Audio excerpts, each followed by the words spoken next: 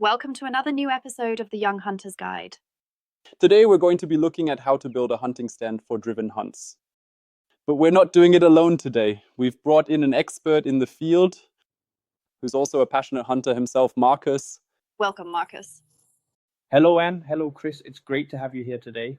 Today we're building a small driven hunt stand. I've already prepared the materials a bit so that it doesn't take too long time, because I want to show you the best way for the beginners.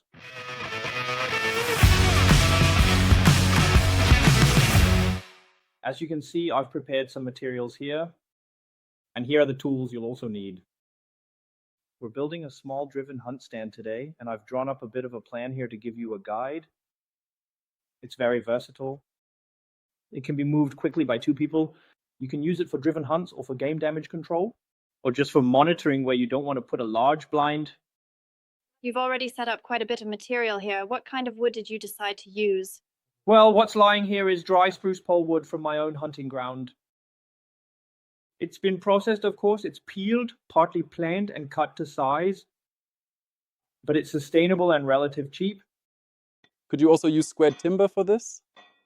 You can use squared timber just as well. They have the advantage that they come in various sizes. They're rectangular. It's easier to build with because you can maintain exact angles. For sure, it's also more expensive. So if you have the chance to get spruce like this from your own area, you should use it. You should use it. It also looks better when it's standing outside. Before we start building, I want to point out that you should follow accident prevention regulations. That means wearing safety gear whenever possible when working with a chainsaw. Or you can also read up on it. There's a brochure from the Trade Association that says exactly what to watch for so you don't get hurt, quite simply. Well, now that we've at least touched on the safety regulations, which part of the driven hunt stand do we actually start with? Well, it makes sense to start by building the ladder, then the back section follows. And once those are finished, the whole thing is assembled. Great, then let's start with the ladder.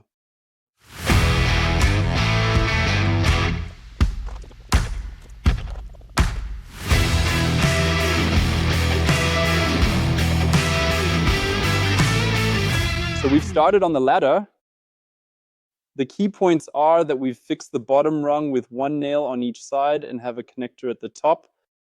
This means we can measure the diagonal dimension from down here to the top right. And so at least have a symmetrical base frame for the ladder. Yes, it's important that both side struts are the same length. And with that single nail, you can still shift it a bit for alignment.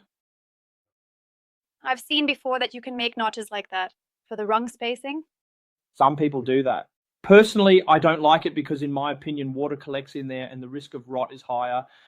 As a safety measure, we'll hammer a nail underneath and put in a third strut. Okay. Wonderful, then I'd say let's finish building the front section. So we've finished the ladder now. We've attached the safety nails and the intermediate struts. Now we'll move on to the rear part. A very good tip is to use a kind of template so that the ladder and the backside are aligned.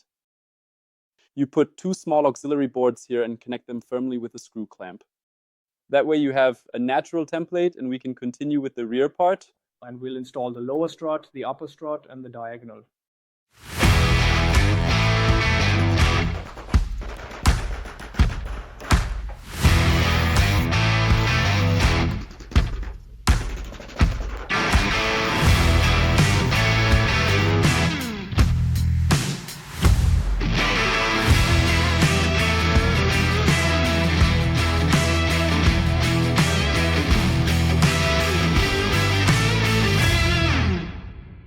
That is insane. So a quick status update. We've definitely made more progress.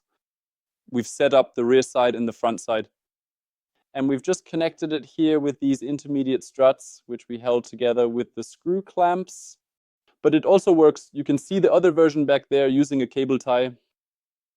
Additionally, to stabilize the whole frame, we've attached the transverse diagonal here. And also the rear diagonal. Oh wait, that was already there. But anyway, we've attached the side diagonal, and now we're going to attach the last diagonal here. Yes, what's still missing is the floor, which we're basically nailing down here now. And then we'll secure all the floorboards, plus the seat board, backrest, and the shooting rest. Yes, and we're doing those now too.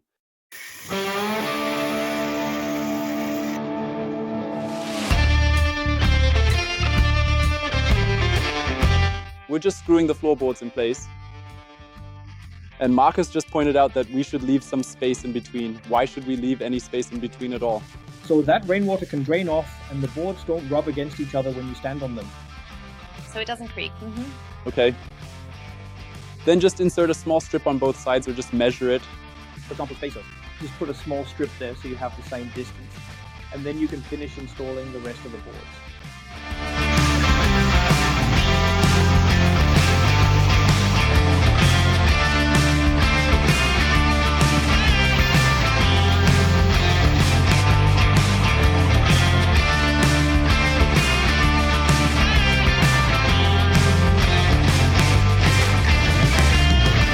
So we've now screwed the floorboards firmly in place.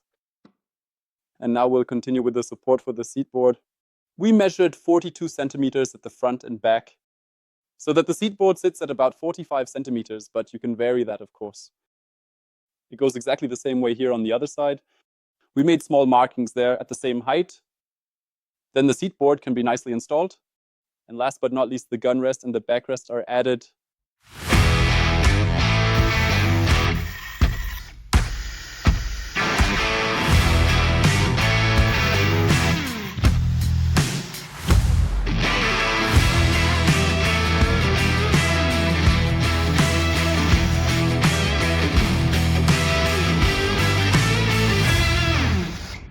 For one of the final steps, we've already attached the shooting rest on the other side. Now we also have to attach it on the outside of this side. For the height, we measured just under a meter from the floorboards up to our desired shooting rest in terms of height. We've now chosen about 97, which you can still vary, of course. Now the side one goes on, then the front, and finally the back rest. Finally, we're done.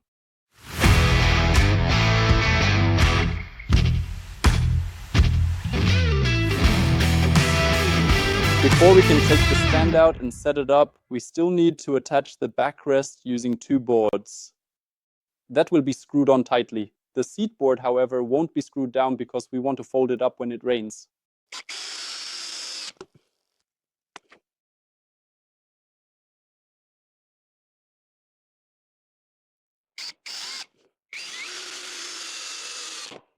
So we've finished our driven hunt stand, and now we'll load it onto the trailer, drive it to the hunting ground, and set it up there. It's important to make sure that all moving parts are down, meaning they're lying flat on the trailer.